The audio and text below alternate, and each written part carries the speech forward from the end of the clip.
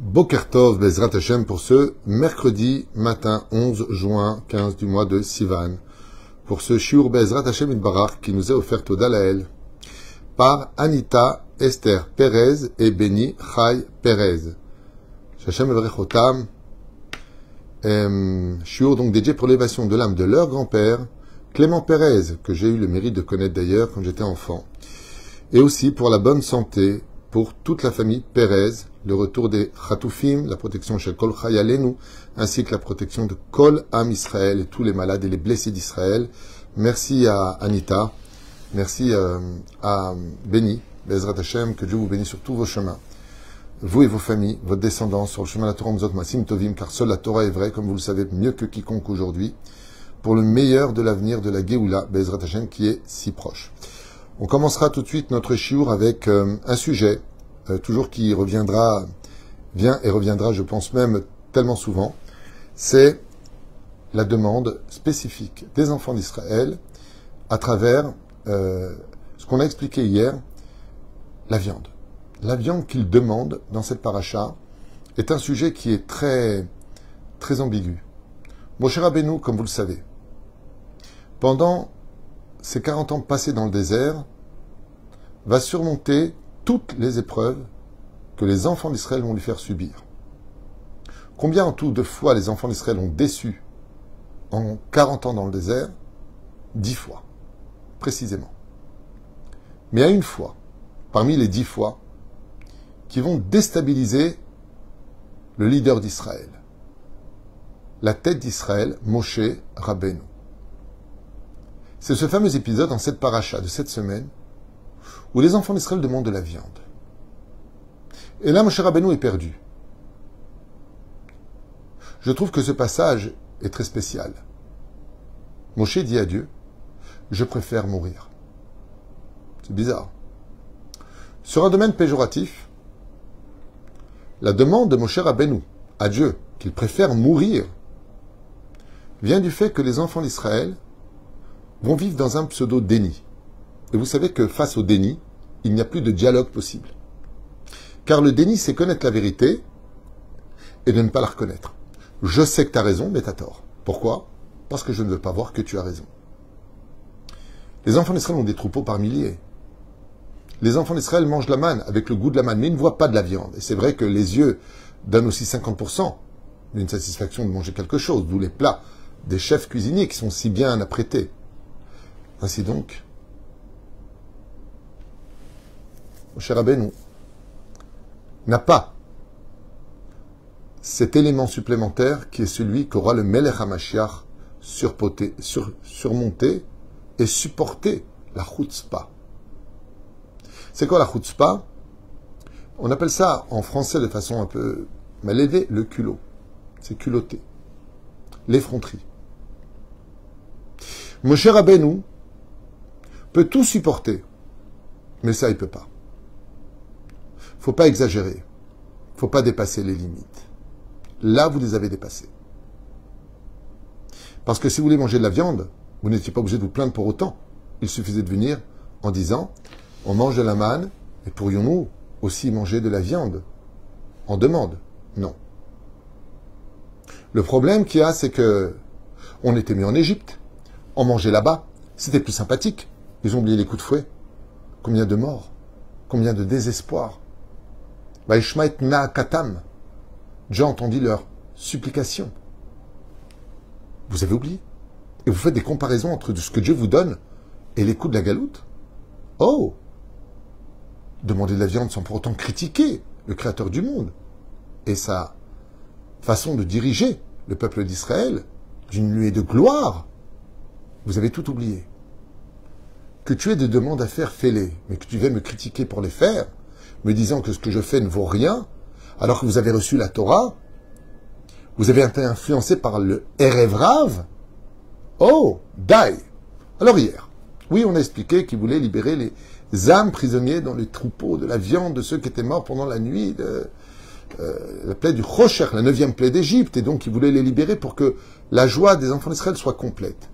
Quand on ne peut pas vivre sur terre quand on sait que les autres sont dans un enfer, comme nos pauvres otages qui vivent un enfer. La reine, ça c'est le côté négatif. Le côté positif de Moshe Rabbeinu est à apprendre d'Afka dans cette paracha. Vaïsh Moshe anav me'od mikol ha'adam asher me'al penei ha'adama. Et Moshe est l'homme le plus humble de tous les hommes sur la surface de la terre. Moshe Rabbeinu, qu'est-ce qu'il dit? Avant de dire à Dieu, prends-moi de ce monde, il dit, mais comment puis-je apporter de la viande à tout le peuple? Ils sont tellement nombreux, il parle du peuple d'Israël et du Hérévrav. C'est des milliards de tonnes de viande qu'il leur faudrait. Comment je vais faire? Alors je peux faire mourir. De là, Moshe Rabbeinu démontre son amour infini pour les enfants d'Israël. À partir du moment où il se sent ne plus être à la hauteur d'apporter le bien-être à son peuple, quand il demande la mort, c'est pour dire, prends quelqu'un de mieux que moi. Un jour, il y a très très longtemps de ça, j'ai connu une personne qui m'a annoncé qu'il quittait son poste. Il avait un travail et il quittait son poste. Alors je lui ai demandé pour qui il travaillait, quelle société. Il m'a dit qu'il travaille pour son beau-frère, qu'il aimait beaucoup. Et je lui ai demandé pourquoi tu quittes ton poste. Il m'a dit parce qu'il y a un ingénieur qui est venu et il m'a appris en une journée tellement de choses que je lui ai dit je quitte mon poste, je veux que tu prennes ma place. Parce que toi, tu vas faire monter très haut la société de mon beau-frère. Je lui dis quoi, tu es en train de quitter ta place pour le donner à mieux? Il dit si je veux la réussite de mon beau-frère, mieux vaut laisser quelqu'un de plus compétent que moi. Lui, il est plus compétent. Son beau-frère, quand il a compris ça, il m'a raconté qu'est-ce qu'il a fait. Il a appelé, il lui a dit je te mets départ. Tu rentres à 30% dans mes affaires. Tu vas être sous-directeur. Quand on pense au peuple, quand on pense à l'autre, quand on est là pour l'autre, on monte de degré. Moshe Rabbeinu, en demandant la mort, parce qu'il dit à Dieu cette fois, je ne pourrai pas arriver à la hauteur de la demande du peuple d'Israël. Je n'en ai pas la force. Je n'ai pas les moyens de le faire. Je ne peux pas inventer de la viande. La shrita, vous vous rendez compte? J'ai peur de ne pas être à la hauteur. Et si je leur donne du taref pour la shrita, Hachem, comment je vais faire? Et Dieu lui dirait, c'est à ta place. Je vais leur envoyer des cailles. Et ça va leur sortir de partout. Est-ce un crime de demander de la viande? Non. Mais ça dépend comment tu demandes les choses. Ça dépend de comment tu demandes les choses. Quand tu veux récupérer quelqu'un, ne viens pas le critiquer sur les causes qui t'ont séparé de lui. Essaie de racheter son cœur. Dis Toda Rabba pour ce qu'on a eu. Voilà, on voudrait savoir si c'est possible, malgré tout le bonheur qu'on a déjà parmi nous. Toda Laël, merci. Est-ce qu'on peut voir un peu plus? Et de dire, tu vois pas ce que tu m'as donné? Tu vois pas ce que tu as fait pour moi? Moi, je me suis fait tout seul. Tellement d'ingratitude. C'est cette ingratitude qui va s'abattre sur les intestins de toutes ces personnes qui, à force d'avoir mangé, vont tous vomir par tous les orifices, les yeux, le nez, la bouche, les oreilles. Tout va sortir et exploser. Jusqu'à ce que les enfants d'Israël vont demander pardon à Dieu. D'où l'importance de bien vérifier son ingratitude face à des gens à qui tu dois tellement. Frère, Botiru Vashum Nifla. Cette explication que vous allez entendre est extraordinaire. Écoutez bien. On va parler d'amour. Vaishma Moshe et Ha'am Bochen et Mishpechotav. Moshe entendit le peuple pleurer sur leur propre famille. Alken, Almaim Bahu. Donc, sur quoi ils ont pleuré? Rashi Akadosh nous dit Al Iske Mishpechot. Sur la situation de leur famille. Mazot Omeret. Dans Masechet Shabbat, à la page Kouf Lamed. Là-bas, il y a marqué sur quoi ils ont pleuré? Al Issouré Arayot. Ils ont pleuré, nous dit la Gemara, sur les lois d'inceste, c'est-à-dire d'union familiale interdite par la Torah.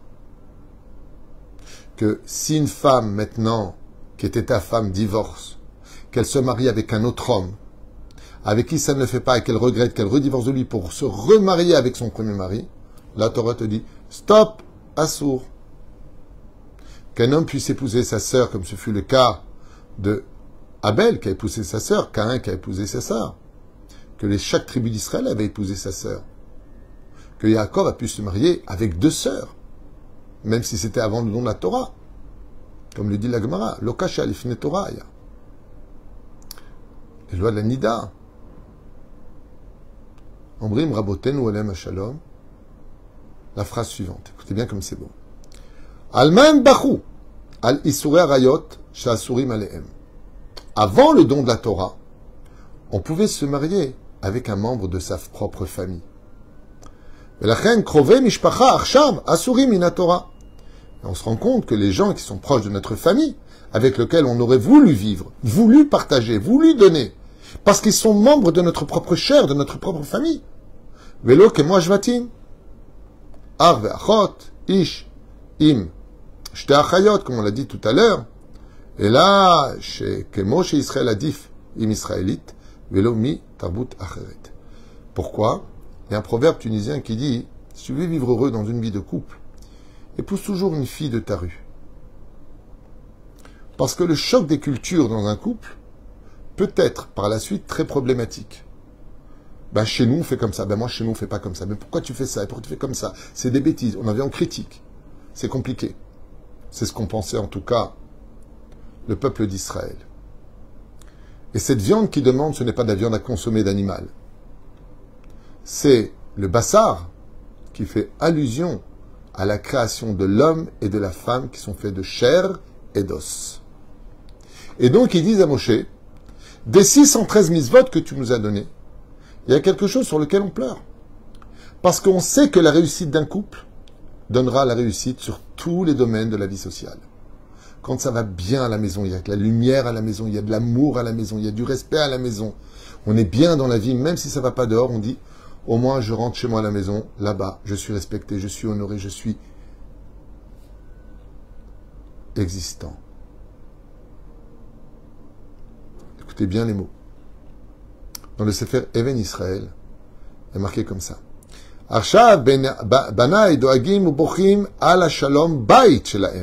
Sur quoi pleuraient les enfants d'Israël? Sur la déstabilisation du Shalom Bait. Comme ça qu'il explique les choses là-bas, dans le livre Sefer Even Israël. Ou Bait Shelem, Imisha Zara, car pour eux, épouser une femme d'une autre famille, d'une autre tribu, d'une autre façon de voir les choses, avec chacun leur rôle, leur drapeau, leur nassi, c'est-à-dire leur prince, Hayalahem Pashut Shlav Meod caché, car elle ne comprendrait pas sa culture, ses plats, sa façon de voir les choses. C'est là même Nagim Shelahem et Tarbut, car ils sont d'une autre culture, d'une autre façon de penser, d'une autre façon d'agir, comme l'a dit d'ailleurs Lavan. Kilo Kachabim comme nous. Nous, on ne fait pas comme ça. On ne donne pas la plus jeune à marier avant la plus âgée. Ben, chez nous, les Juifs, oui, on le faisait, mais dans la Torah, qu'est-ce qu'il lui dit, Lavan? Il dit, ben, chez nous, on n'est pas pareil. Mais nous, on vient de la même famille. Lavan était le frère de Rivka. Mais qu'est-ce qu'il a fait? Il a essayé de déstabiliser la famille. Et c'est exactement de ça dont ont peur les enfants d'Israël. Pourquoi on ne peut pas se marier avec un karov mishpacha? Pourquoi on ne peut pas se marier avec quelque chose qui, comme vous savez, quand un cousin épouse une cousine, il faut qu'il fasse des examens sanguins, parce que ça peut donner des enfants problématiques. C'est le même groupe sanguin. Avant le don de la Torah, il n'y avait aucun problème avec ça. Après le don de la Torah, boum, les choses éclatent. Un Cohen ne peut pas épouser une divorcée. Il ne peut pas épouser une... Si elle est divorcée, par exemple, c'est je sais pas, une fille de sa famille, il ne peut pas. Oui, mais elle connaît, elle m'a vu grandir, elle sait qui je suis. Allez! Et les enfants d'Israël disent à Moshe Rabbeinu, on pleure. On pleure parce qu'on sait que le point essentiel de notre Torah, c'est les mishpechotam, les vet avotam. Si ça va dans le shlom bait, ça va dans la vie. On sort, on a la force de se battre. Parce qu'on est apprécié pour ce que l'on fait, on n'est pas critiqué. Parce qu'on est relevé, on n'est pas abaissé. Et nos sages nous disent qu'ils n'ont pas tout à fait eu tort. Maintenant, on comprend pourquoi ils disent à Moshe, on était mis en Égypte. Avant en Égypte, c'était le don de la Torah. On pouvait se marier avec sa propre cousine. On peut, à pied halakha aujourd'hui, se marier avec sa cousine, c'est pas la question. Même avec sa propre sœur, ceci, cela. C'est avant le don de la Torah. Et ça les dérange. Parce que c'est vrai qu'au sein même du peuple d'Israël, les familles vivaient en paix. Et là, on leur dit, voici les harayot, c'est-à-dire les sujets d'inceste, qui vous seront strictement interdits. Waouh. Boni Rebbe Yachad. Lo adif krovem mishpacha, pour se marier et créer une famille qui soit sereine, est-ce qu'il ne vaudrait pas mieux prendre une fille de sa propre famille? Aval gam bene dodim evim sikunim la davar hazeh. Et sur ce, les enfants d'Israël ont dit à Moshe, est-ce qu'il n'y aurait pas moyen de changer les lois du mariage? Aval Hashem kaba shel kol echad shelo zug. Moshe Rabbeinu leur a dit, vous vous trompez dans votre façon de comprendre les choses. Pourquoi? Et écoutez bien, j'espère être à la hauteur de cette explication qui vaut vraiment toute notre attention. Akadosh Baruch Hu, quand il vous a créé, depuis Adam et Ève, Zachar venekava bara otam. Il vous a créé féminin, masculin, masculin, féminin. C'est pour ça d'ailleurs qu'il y a beaucoup de perturbations au niveau des mariages. Car chaque homme ou femme qui chas veshalom selon la Torah décide de se marier avec une personne du même sexe, prive son vrai conjoint masculin-féminin de le retrouver.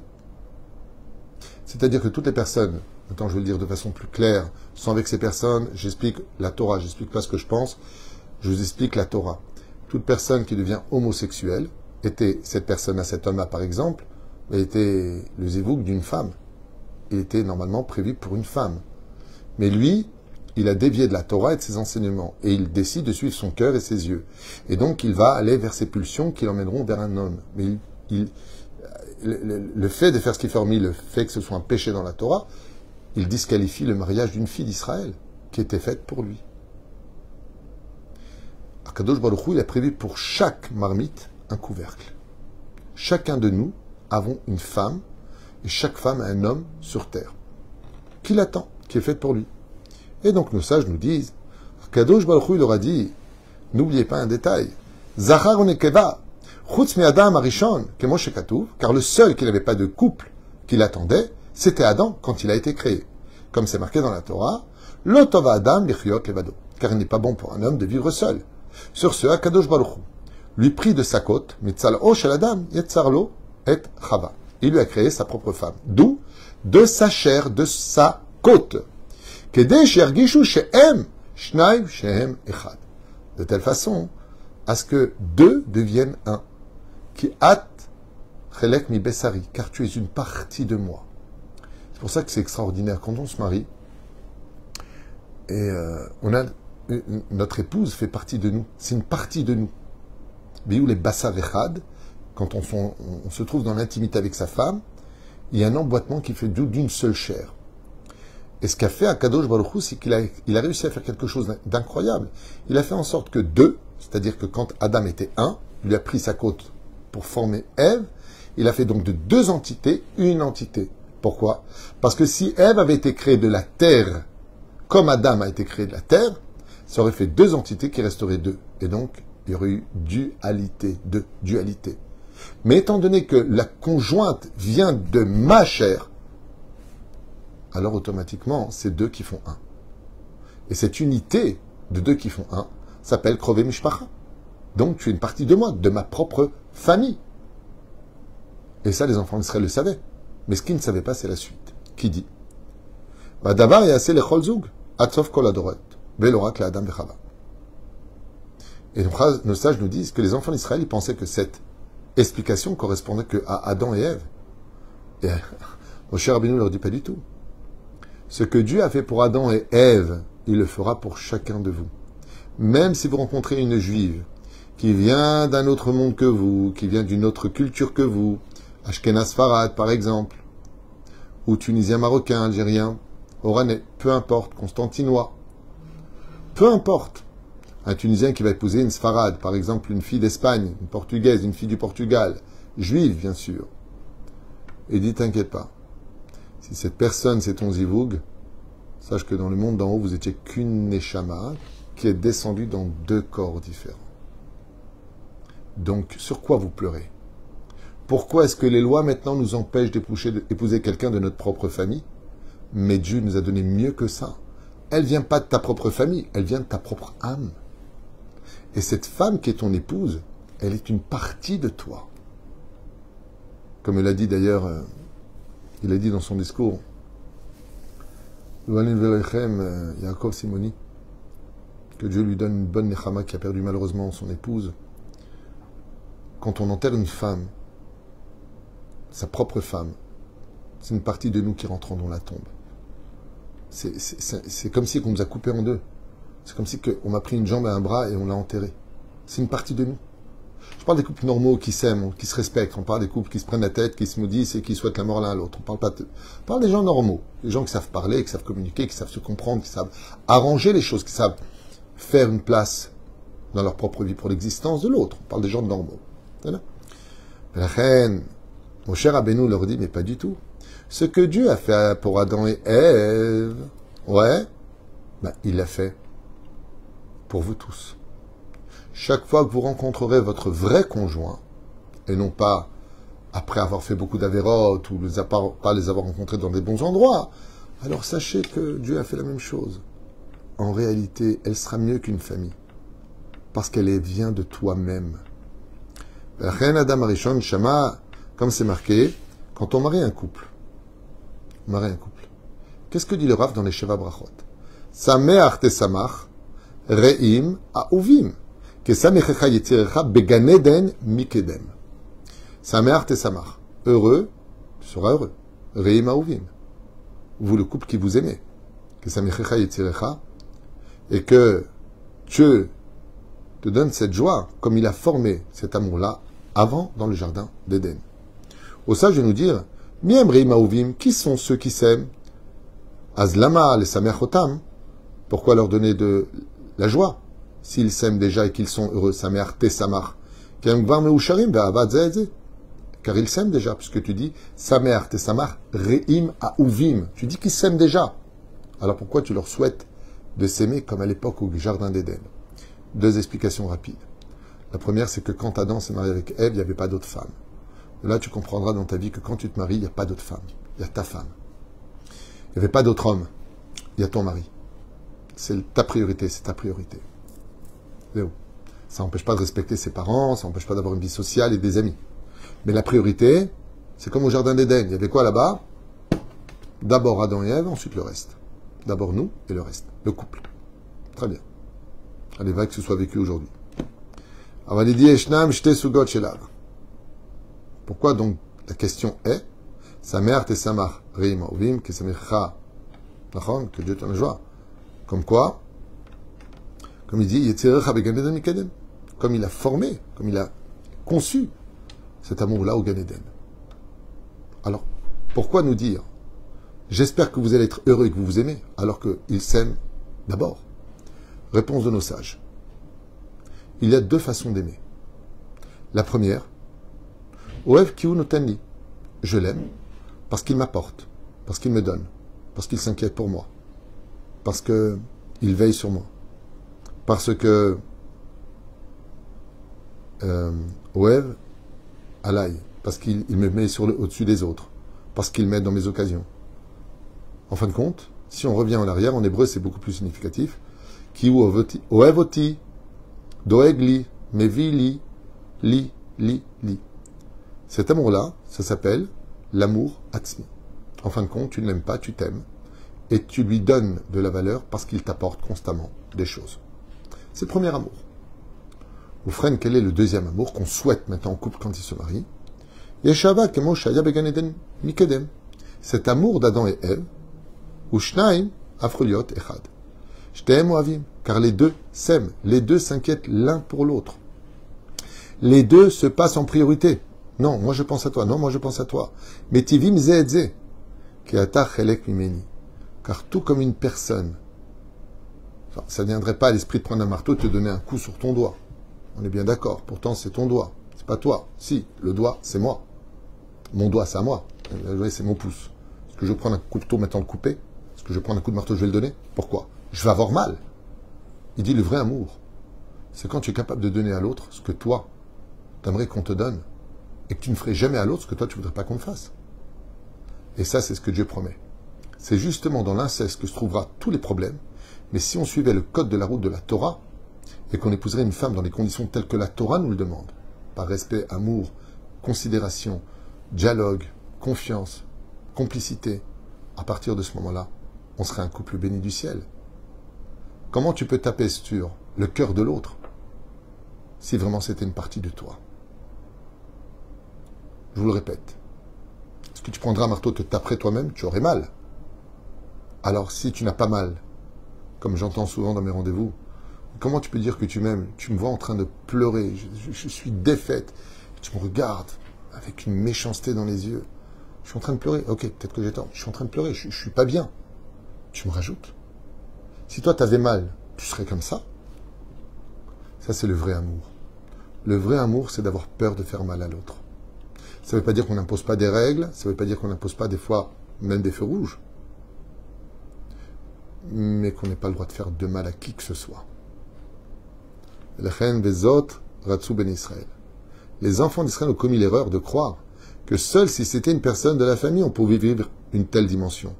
Car pour donner à quelqu'un de sa propre famille, comme on le voit dans l'héritage, à qui je veux donner, à un voisin ou à ma propre famille? Kal arbe yoter, la tête, les isha azara, shenichnas la mishpacha, ou le ben adam, shu karov mishpacha. Est-il plus facile de donner, comme le dit la halakha, d'abord on donne à sa famille, ensuite à ses amis, ensuite, ou alors de donner à une personne qu'on connaît à peine? Abalamet i, sheshoresh nishmatam em kemo adam vechava. Mais ce qu'on oublie, c'est qu'en réalité, la racine de ce couple a démarré bien avant la naissance, chez papa et maman. Car quand un homme trouve son âme sœur, c'était justement une âme qui a été créée depuis Massé Bereshit, à la même échelle que Adam et Ève, mère de tous les vivants, père de tous les vivants, pour lequel cette union qui nous a été donnée vient de la droiture, la cacheroute du judaïsme.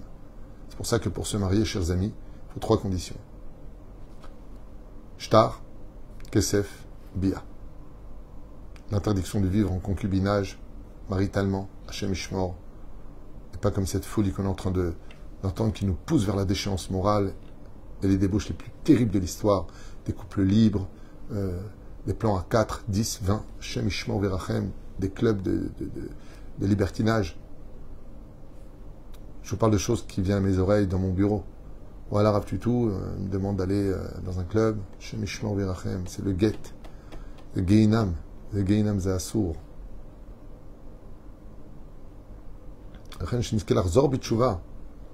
Et que le mot Bassar se transforme en du mot Kacher.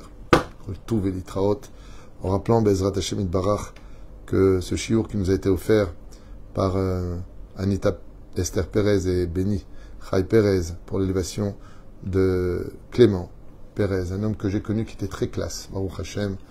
Shashem yalet nishmato began eden elion v'chol shchuvim imo b'chirvan v'arachamim v'aselochot v'chen yiratzon v'nomar amen. Kol tuv v'litraot.